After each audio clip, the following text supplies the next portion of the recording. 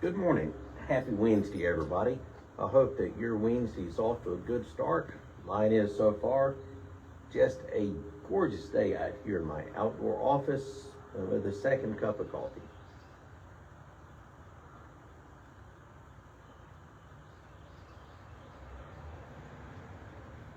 I think we're getting into my favorite time of the year. In the last several weeks, I've been talking about books of the Bible, in particular sort of giving short thumbnail introductions to each of them. And we began with the Pentateuch, the first 5 books, also known as the Torah, and then that's Genesis through Deuteronomy, and then next we did Joshua, Judges, and Ruth. And then last week, Samuel and Kings. And if you remember from last week, Samuel should be thought of as one book, and then Kings should be thought of as one book. And let me mention this as well. Samuel and Kings, in particular Kings, is thought of as Deuteronomistic history. That's a fancy term, but it basically means looking at their history through the lens of Deuteronomy. The Hebrew people looking at their history through the lens of Deuteronomy, through the lens of the covenant. And their assessment was that we have been unfaithful. Because we have been unfaithful through so many generations, we ended up in exile. Now we get to Chronicles. In our Christian Bibles, you open up your Old Testament, and there's 2 Samuel, and keep flipping, and there's 1 Kings and 2 Kings.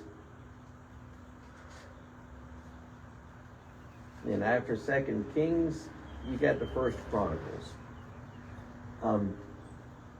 Curious thing that our Jewish cousins, they arrange their scriptures differently than we do. It's the same material, the same books, but they order them differently. In the Hebrew canon, Chronicles is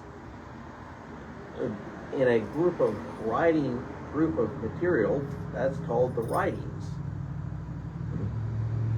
Samuel and Joshua, Judges, Samuel, Kings are called the former prophets.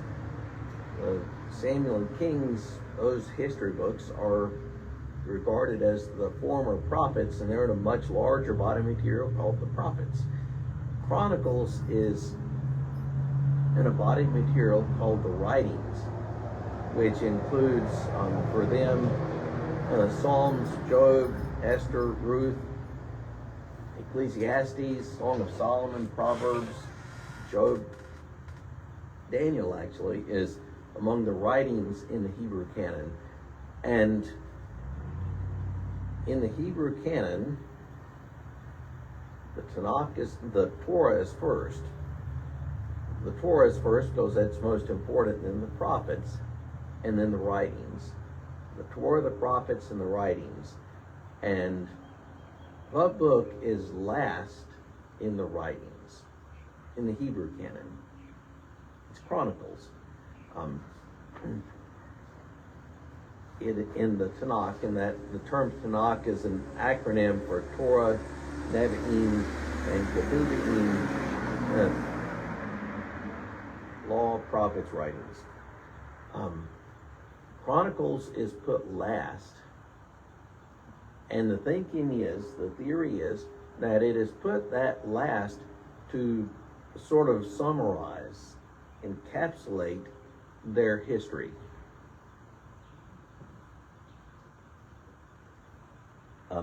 So, like Samuel and like Kings, Chronicles should be thought of as one book. Most writers, and it simply is. It was originally one book. If you found ancient scrolls, it'd be one book. It's not originally two books. As far as the authorship, totally unknown. Totally unknown who the writer was.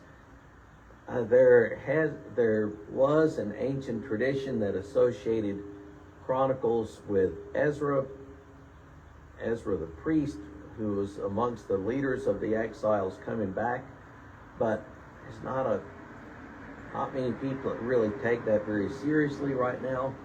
So the authorship of Chronicles is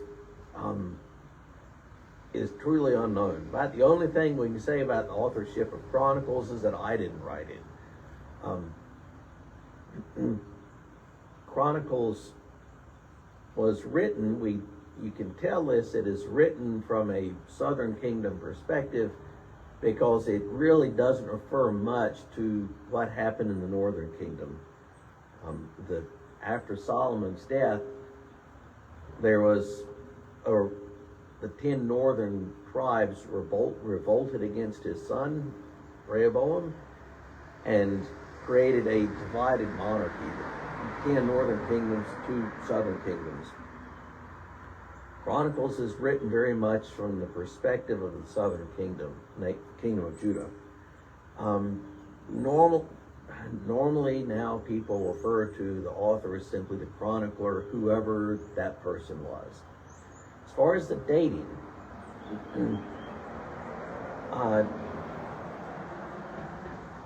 we know for certain that it was written after the exile, because the last chapter of the book refers to the decree of Cyrus the Great that allowed Jews to return home.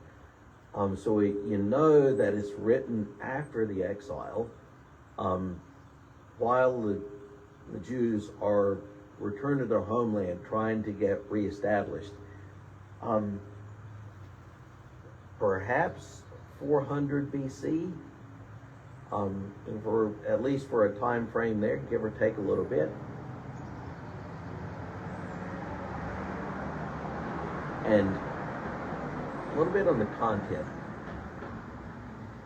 Chronicles begins with several chapters of genealogy. So if you get to Chronicles, you open to Chronicles 1, and you've got several chapters of genealogy beginning with Adam. All the way through. And all of these, is, at least to us, unpronounceable Hebrew names. And eventually, after all of the genealogy, you get to the reign of King Saul, and then David's reign. Chronicles really majors on the reign of King David. And then from that, it follows through, all of the kings, all of the southern kings, and with a very brief mention of what happened in the northern kingdom. And at the end of Second Chronicles, you have, near the end, you have the fall of Jerusalem, and then after that, the decree allowing the Jews to return home. And like I said, all the way throughout, the events in the southern kingdom are more important than the ones in the northern kingdom. And so here's where things get really curious. Chronicles is really hard to interpret. It is tempting when you read Kings, and if you're reading straight through, you read Kings, and next you get to Chronicles, and if you get through the genealogy, and you're at first blush, I've already read this before, because it's history of the kings of Judah. But don't skip it. Don't skip it. because the chronicler describes things really differently. Pardon me, I'll wait for a truck to go by.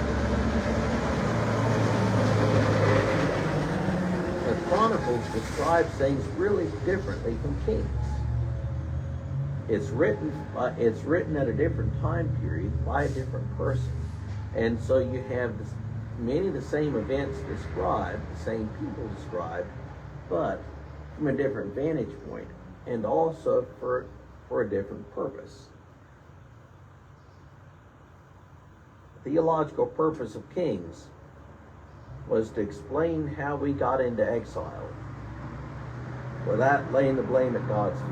If we're not going to blame God being unfaithful, then it's got to be on us. And we've been faithful. All of our kings have been unfaithful. Long, steady downhill slide. Chronicles is really different. Chronicles, you have same events being described in very different terms. At times, like Kings and Chronicles will refer to this king as having, like it'll describe how many soldiers this king has in his army. Kings gives one number, and Chronicles gives another number, which is like astronomically large. And Kings tells us about David and his affair with Bathsheba, and describes how David arranged to get her husband Uriah killed.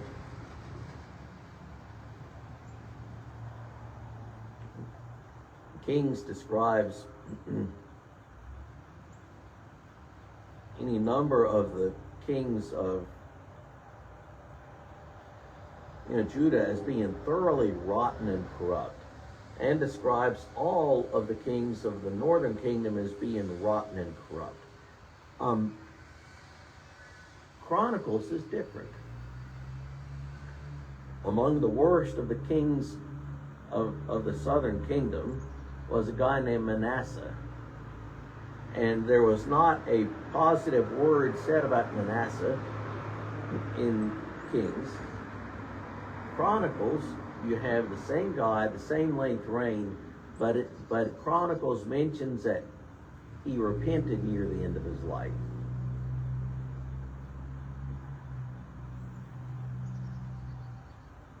Kings, you have this king, Abijam. In Hebrew, my father is Yam. Yam, the Canaanite god of the sea. Chronicles refers to his name as Abijah. My father is Yahweh. Same guy. Name is referred to differently. So what's going on here?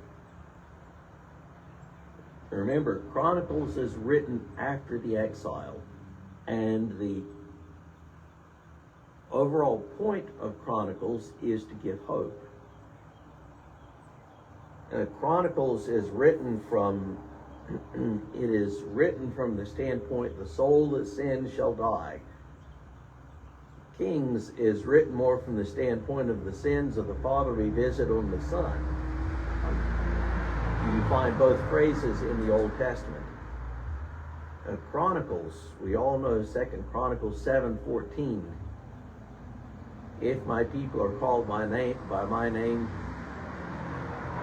will humble themselves and seek my face, and I'll hear from heaven and heal their land. That is a Chronicles perspective. That is a Chronicles perspective, that there is always a chance to repent. There's always a chance to turn around. Kings is written from like accumulated guilt. The message of Kings is easy for us to relate to, because I don't know why, but it seems like that a lot of us, it's easy for us to see things are getting terrible. things are terrible and they're just getting more terrible. Whatever, no matter what time period we're in, things are bad and they're just getting more bad or badder. And Chronicles is written to give hope. Chronicles is written after the exile. It's not written to explain how they got into exile, but it's written to give hope. We are back from exile, and there is hope for us. If we repent, if we are faithful, there's hope for us.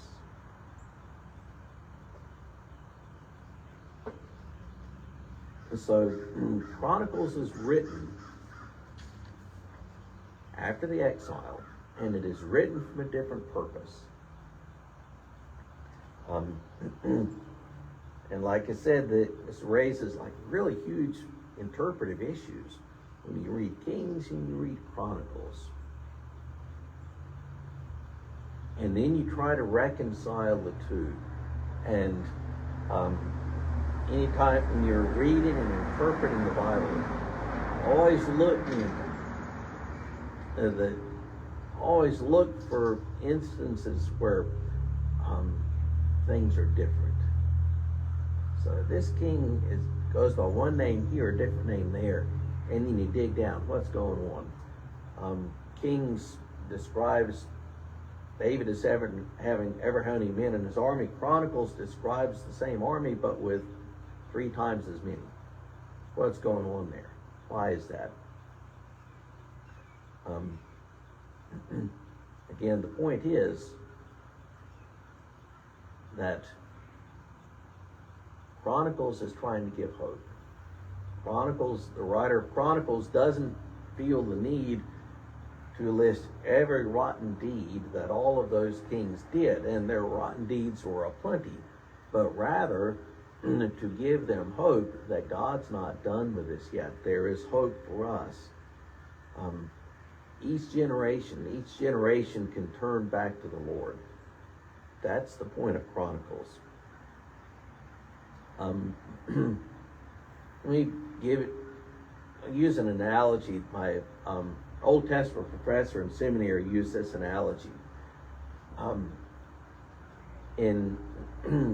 There was a famous photograph taken after 9/11 of 3 or 4 New York City firefighters raising the American flag in the rubble where the World Trade Center had been. An iconic photograph of these New York firefighters raising the American flag in the rubble. And a few years later, a sculptor did a prototype of a sculpture that would go in that place to sort of commemorate the event. And the sculptor didn't follow the photograph exactly. In the photograph, you have 3 white guys, 3 white men who are raising the flag. In the sculpture, you have a white guy, a black guy, and a Hispanic man raising the flag. And there was a lot of controversy over it. It ended up, the sculpture, to my knowledge, never ended up getting put there. Is this just simply political correctness? No. What was the point of the sculpture? The point of the sculpture was that there were people of every ethnicity in the towers, and there was represented within the New York Fire Department or people of every ethnicity.